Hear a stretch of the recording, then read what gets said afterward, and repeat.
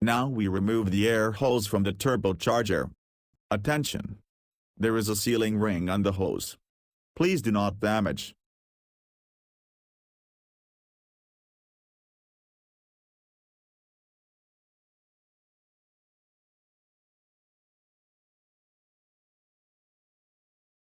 Then remove the 2 screws from the air filter box.